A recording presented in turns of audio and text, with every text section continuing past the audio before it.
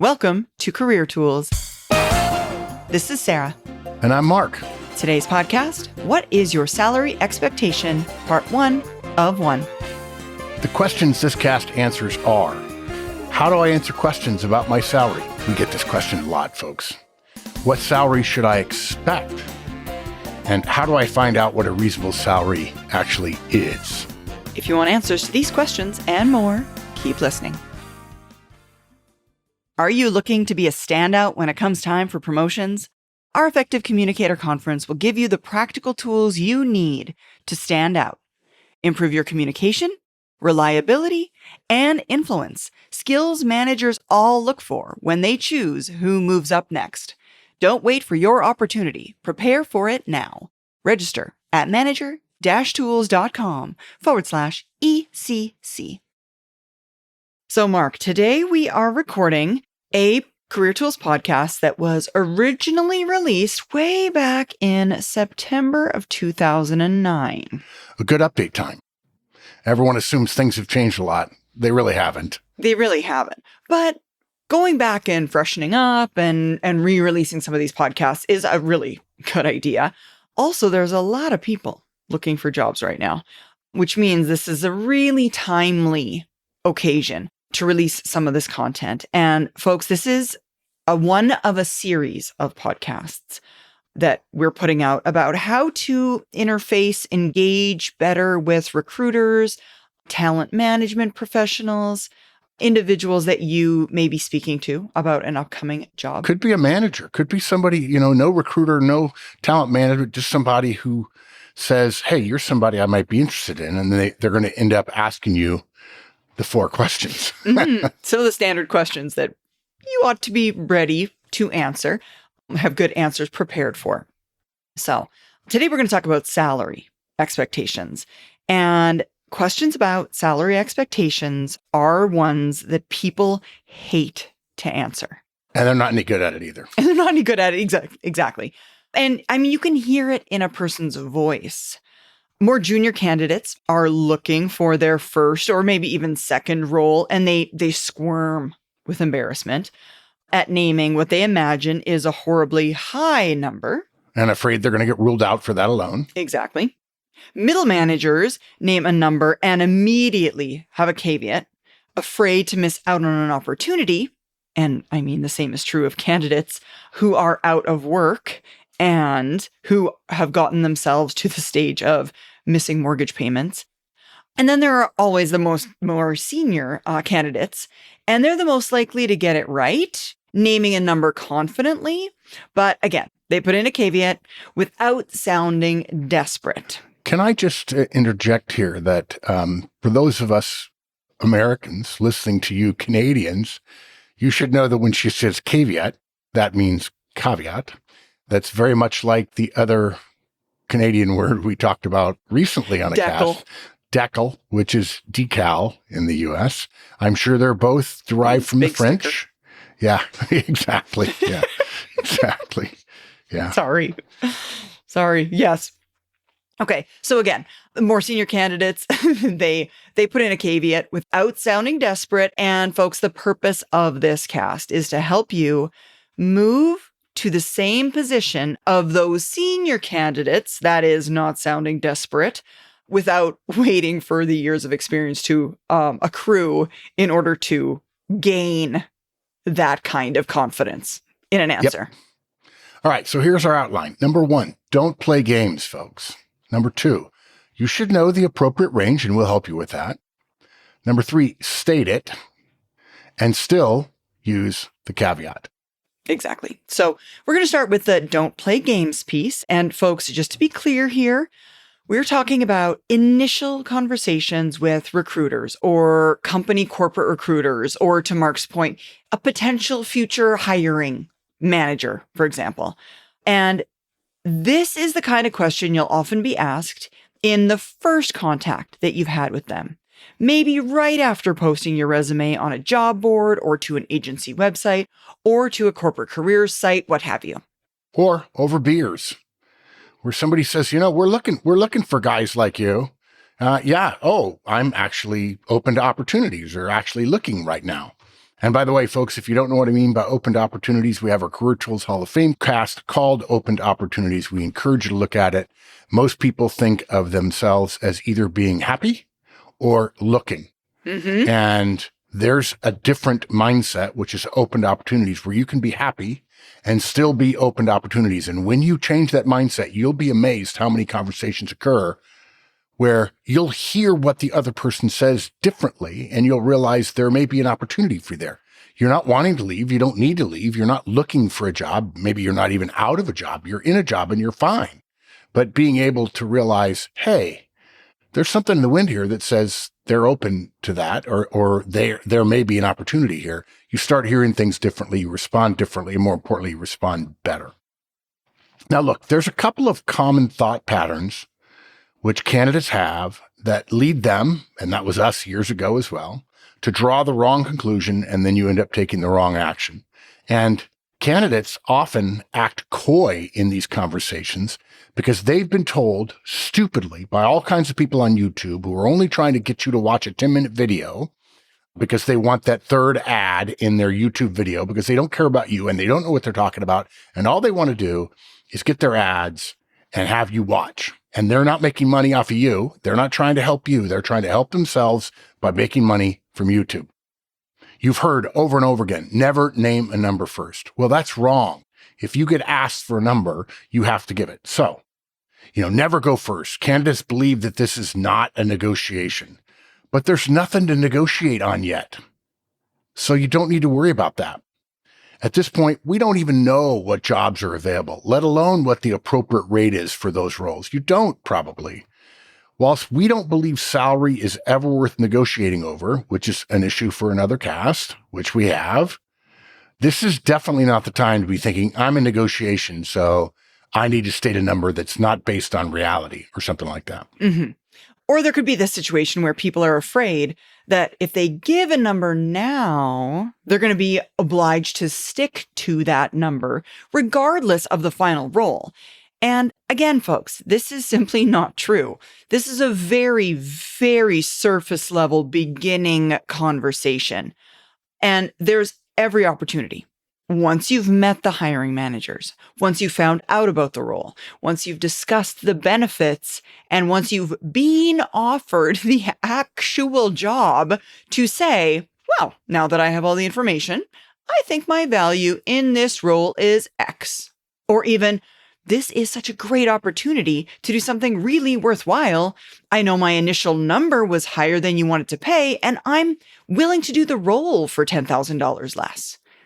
I mean, you could negotiate both directions, frankly. Yeah. And it's not even negotiation. We tell people all the time, you can't negotiate for salary. A negotiation implies that if I'm negotiating with Sarah right now, I offer her something in return for the additional money. But you can't do that in a job interview. You can't say, well, I'll work longer hours or I won't take any vacation. You're not going to do that. So it's not a negotiation. And it also reminds me of our fundamental principle. Too many people today believe that interviewing is a two-way street, that you're supposed to be interviewing. And of course, at the start of this, you're not in an actual interview where there are structured questions and so on and a specific outcome, but they think that this is a time for me to learn about them. And yes, you could ask some questions that would help you learn, but interviewing is not a two-way street. It's two one-way streets in order. You go and get the offer first. And once you have the offer, control switches to you, and you have a chance then to start asking questions to understand more that you didn't learn in the interview. There's no amount of questions you can ask in an interview to help you feel better about the offer they might make you that will satisfy you if, in fact, you spend so much time asking questions and talking about it being a two-way street that the person you're talking to thinks, this person is too selfish. I didn't get enough time to interview them, let alone tell them the things I wanted to know. And so the default answer in every interview, by definition, is no. Right. I didn't get enough information. I don't know whether or not I want to hire them. So don't worry about negotiating until you have an offer. Or they're afraid that if they give a number, they price themselves out of the job. That's the big fear, right? Mm-hmm. That's the big fear. Yeah. If you've followed our guidance on having at least 6 months worth of cash, and now the world has continued to change in the last 25 years, we would recommend 9 months to a year now. And I know that makes it hard, But believe me, you don't want to be making job decisions when you're down to your last dollars. Now you're desperate. Now you're going to take something maybe you don't like so you can pay your mortgage or pay your rent. And we don't want you in that situation. So if you've saved your money, you're going to feel much more confident and you'll have a longer lead time to consider options. And if this is the only one, you could say, well, I've got 9 months I can live on. I don't need to take this. I'm not desperate. Yeah. If you're in that situation where you're desperate, it's bad for 3 reasons. 1, it's bad for your self-esteem, which makes you less effective in interviewing. 2, it looks bad on your resume. And 3, recruiters know you're just accepting because you need a job, and not so much about the money piece, because they probably have a limit, a range they have to fall within, but rather the moment you get a job that you're not super excited about but pays your bills, you're going to start looking to move on to something else as soon as you can find it. And that makes them less likely to offer you in the first place. Yeah, that's exactly it. So, all that to say, remember, folks, this is a very initial gauge on whether or not we're even in the same ballpark here. That's really all this question is. Prior to any sort of discussion of the role itself, discussion of or around interviewing at all. And we've explained this before, that recruiters work horizontal and vertical desks, and that these are sometimes limited to a certain salary range. So if you're, let's say, a $100,000 candidate, and the desk they work is one that only hires for $50,000 roles, they're not going to be able to help you. So this is just an initial gauge, like, are we even in the same space here? Because if not, maybe we stop the conversation before both of us have our time wasted. Yeah. They also need to know that you have a realistic view of your market value. Candidates who have unrealistic views of their value are really hard to work with because they have unrealistic expectations about other things too. You might just be arrogant. You might just be unknowledgeable, which they wouldn't want to hire you for that reason, certainly. And recruiters only want to work with candidates who are easy to work with. Since they have the power, even just a hiring manager having beers and talking to you about a new opportunity that you stumbled into the conversation, they still have the power. They potentially have the job we might want. Our goal is to be easy to work with. So they want to work with us. They want to continue the conversation, perhaps leading to final interviews and a job offer. In this market, with a lot more candidates than jobs, this is an especially important concept to grasp. There are opportunities out there, guys, but we have to position ourselves to take advantage of them. Where the recruiter is the gatekeeper, we need them to want to work with us. Yeah, that is exactly it. And folks, all that to say, being coy, it doesn't help you in your position here. It annoys the recruiter or the hiring manager, the person to whom you're speaking. And remember, if it's a recruiter specifically, they have like 50 calls to make in the next 2 hours. And annoyed recruiters do not want to help you. Annoyed people who've got a job that maybe they could hire you for don't want to hire you because they don't want to work with you. Yeah. So it's funny. I had a candidate once say, well, I didn't want to annoy him. I listened to you, so I didn't want to annoy him. So I just told them what I kind of knew, which is not what we had told them in the exact same cast he had listened to, which was, well, I was told I wasn't supposed to give a number first. Okay. If you're wondering whether or not that'll annoy a recruiter, having been a recruiter before, I can tell you it annoyed me. Okay. We expect you to have a little understanding of where the market is. We understand that you don't have it exactly. You certainly don't understand. You don't know what their range is, but don't try to be coy. Don't try to dodge the question. You have to have an answer. Yeah, that's exactly it. Are you thinking of taking that leap into leadership? The number one comment made at our Effective Manager Conference is that individuals wish they would have learned this when they first became a manager. So get your head start on your next promotion. The Effective Manager Conference will give you the actionable tools you need to lead. And all of our conferences are available in person and virtually. Check it out online today at manager-tools.com/EMC. All right, so another thing that you must do is know the appropriate range. Folks, the first 2 things we do when we start a job search is update our resume and then do some market research. Before we've even posted our resume or sent it to a recruiter or told other people that we're looking, we need to know what we're looking for and what the salary range for that position is. Yeah. The secret to answering the other questions in this series, and by the way, here are the 4 questions. What is your current situation? What are you looking for? What do you want to do? And where do you want to do it? Actually, the what do you want to do and where do you want to do it sometimes comes across as one question. It's my favorite question, but it is a 2-parter, so we call it 2 questions. All of which we have podcasts for, all of which are free. The secret to answer these questions is to be absolutely clear about what your situation was, know what you're looking for, being able to express that in a clear, direct, and quick way. It's not coy. You're not playing games here. You're not trying to win a battle of skirmishing early on to get a point.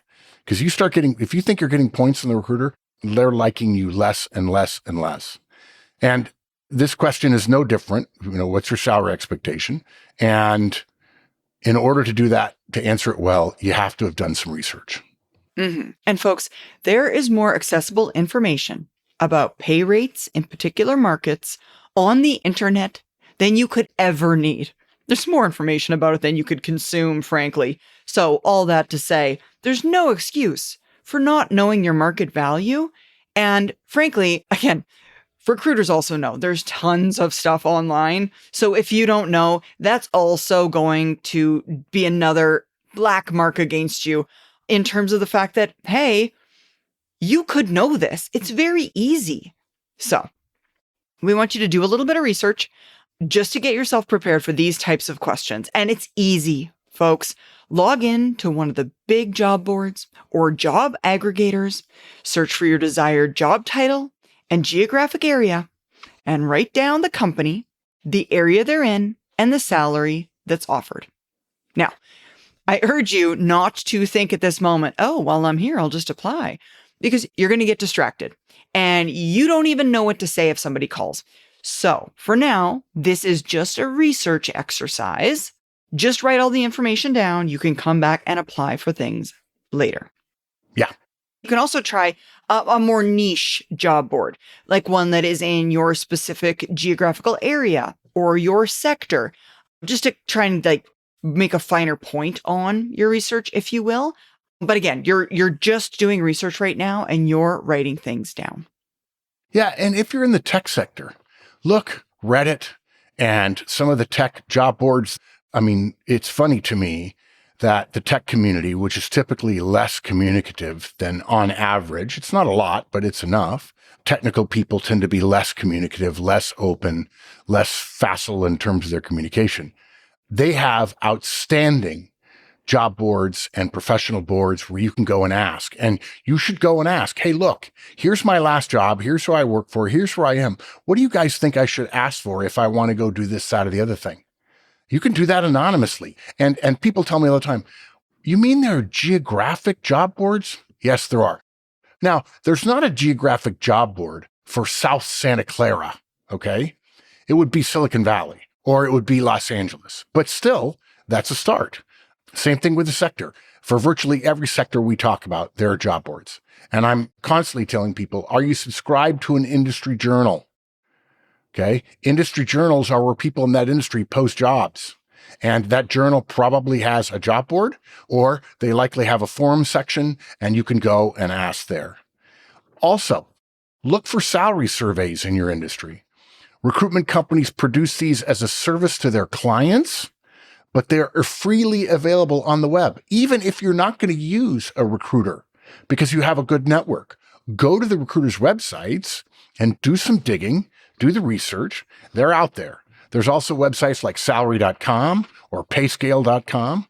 They rely on crowdsourcing to give salary details for roles and geographies. It's quite specific. If you start doing this, you will not only be more accurate, you will be more confident, and you will less likely be coy and therefore less likely to annoy the person you're talking to. Mm-hmm. And of course, folks, let's not forget, it would be silly not to consult AI to assist you with some of this research as well.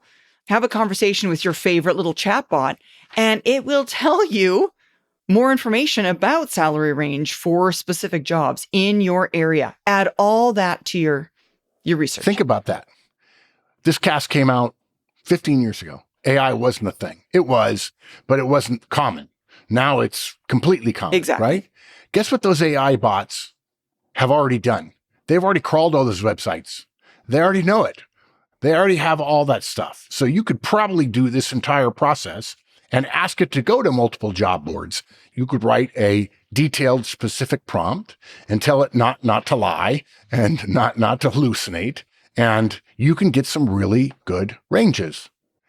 And using these online sources, you should be able to very quickly gain an understanding of the market value of a particular job title in your geography. Not all job titles are equal, but you will be narrowing your range. And again, you'll be building more confidence.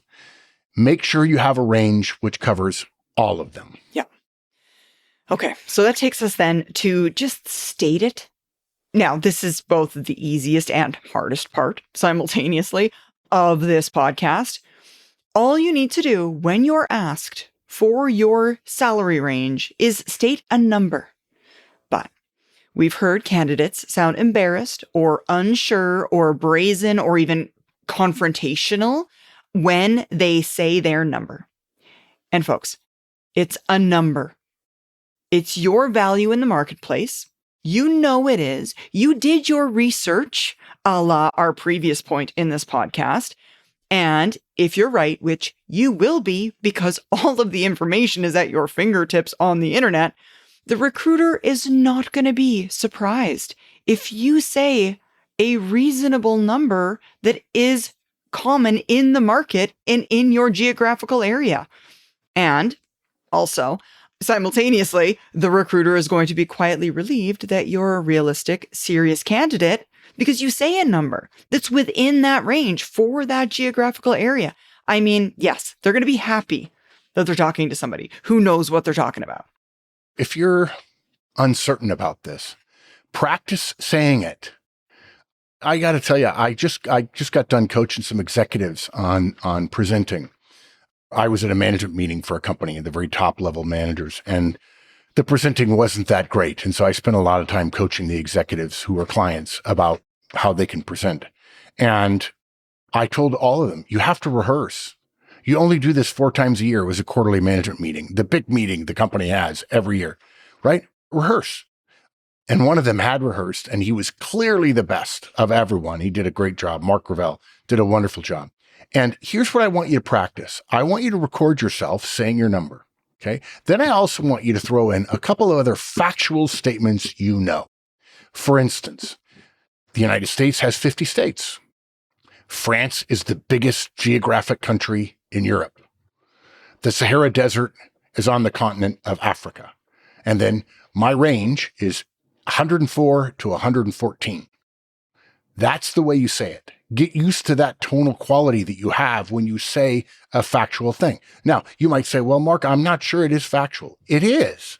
You've done research now, and you have a pretty good handle on it. They might have something different. Look, we've read recently in the last year or so in the Wall Street Journal that people are being offered millions of dollars in salary to leave one AI company and go to another. That's a very frothy job market. The ranges are enormous. When you start talking about a base of $1 million, you're going to have pretty wide variations and so on. But for the 99.9% of the people, other than at the very, very top, where there's all kinds of other compensation to be considered anyway, we're talking about maybe a range of $10,000 or $15,000, and that's completely fine. Your research will make you as confident as saying the United States has 50 states, or Canada only has one border with any other country, the United States. These are all just facts. Okay. So you just say them, get the fact, say the truth, and then state your truth based on your experience. And that will be enough with the same tone as all those other facts. That's exactly it. All right. So we've got a few examples. It could sound like I'm looking at roles in the $40,000 to $50,000 range, or my research shows that the roles I'm moving to in this industry pay around $60,000, or I'm looking for a package of $85,000 to $105,000. And in answering the question, folks, the words are the least important part. I mean, the research and the confidence, the practicing and the looking for information gives you is far more important. The ability to just say it in a non-embarrassed kind of way and answer the question that's been posed to you, which is looking for a number, that is the important part. Yeah. Now, we're still going to use the caveat. As with the what you want to do question and the location preference, state that you would consider exceptional opportunities which didn't fall in that range or that had other benefits. I know of 2 people in the last couple of years who took no salary. They're toward the end of their career and they said, no, you don't need to pay me. I just want options, because they were in a job as executive vice president where there was more options. And one person said, the recruiter kind of raised their eyebrows. He says, no, I'm not worried about that. I'm fine. I can retire right now. So I'm not looking for a salary. What I'm looking for is an opportunity. And if I deliver a high level opportunity, that will affect the value of my stock, my shares, and that will be a bigger payoff for me at no risk to the company, obviously. Mm-hmm. Right now, you may not be able to imagine working for less than you're making right now. And going back to the issue of having savings, okay, if you can't, then you're probably living beyond your means. And I define living beyond your means as spending all your money every month, okay? Your means should be about 80% of what you actually make. And you could do it. Even an entry-level job, you could do it. You might have to eat ramen for a while, but it will pay dividends when you turn 40 and you have $1 million in the bank and you realize I have a lot more flexibility now. And frankly, at the beginning of your career, you don't have a lot of flexibility. So if the company offered you your dream job, would you take $500 a year, not $500,000, but $500 a year less, or even $5,000 less? Would you give up $4,000 for flexible working arrangements so you can pick your kids up from school every day, or for a job which had an on-site kindergarten or daycare? Okay. Would you take $20,000 less if you didn't have to travel every week? These are all completely legitimate things for you to decide about the life that you wish to live. And I just think too many people think, oh, I have to give a range and it's got to be a good range and it can't be less than what I'm making now and so on. Well, it depends on the job.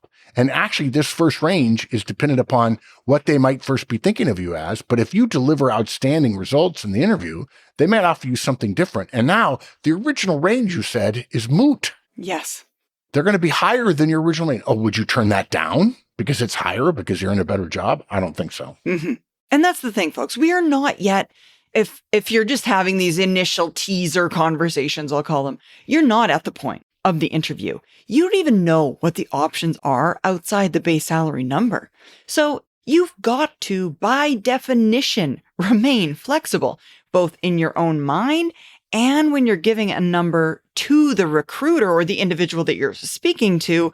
I mean, you don't know anything yet. So it would be something like finish your sentence with, of course, I'm flexible on that, depending on the opportunity and the other benefits. Yeah. This is the professional response.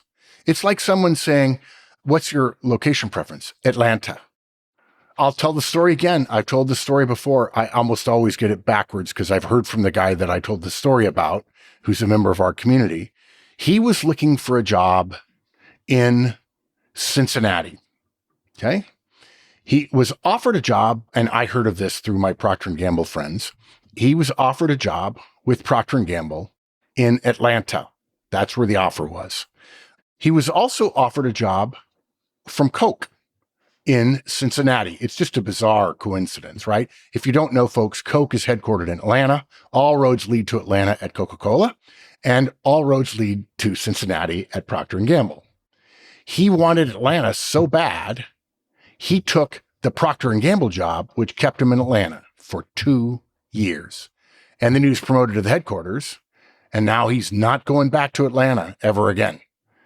And if he had been smart and said, I can live in Cincinnati for 2 years, knowing that all roads lead to Atlanta, it would have been a much better decision. So I'm not suggesting, well, first of all, I wouldn't recommend a specific city. There are exceptions depending on family situations.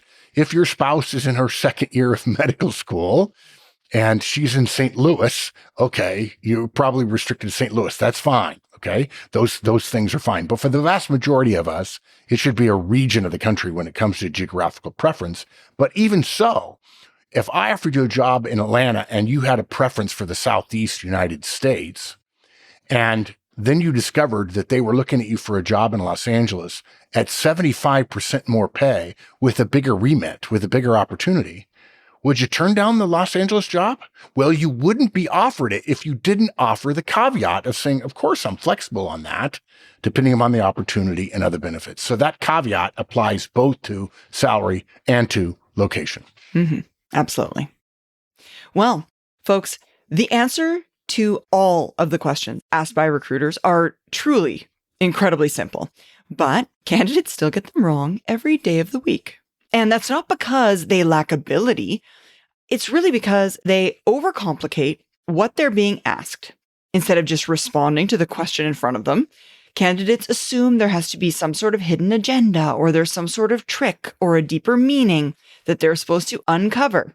They start second guessing themselves, trying to get the perfect answer rather than the clear and honest answer. And in doing so, they often miss the point and annoy the recruiter. Yes. And the two people who wrote this podcast years ago, and it's been updated, obviously, we've got stuff in there about AI, were me. I had been a recruiter for a couple of years, and Wendy Lord, who is the single smartest person about careers ever and had been a recruiter for IBM and Procter & Gamble in the UK. I'll tell you something else. Going back to the point I made about YouTube videos, which are probably telling you something different to be clever and to ultimately annoy the recruiter. Folks, those people are trying to make money off of you.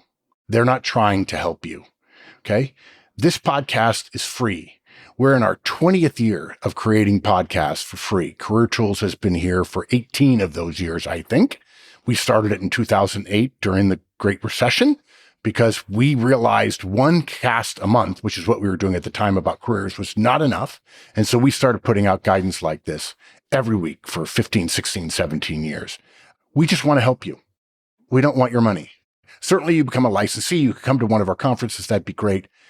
Even if we never meet you, we refuse here to not tell you the honest truth that benefits you.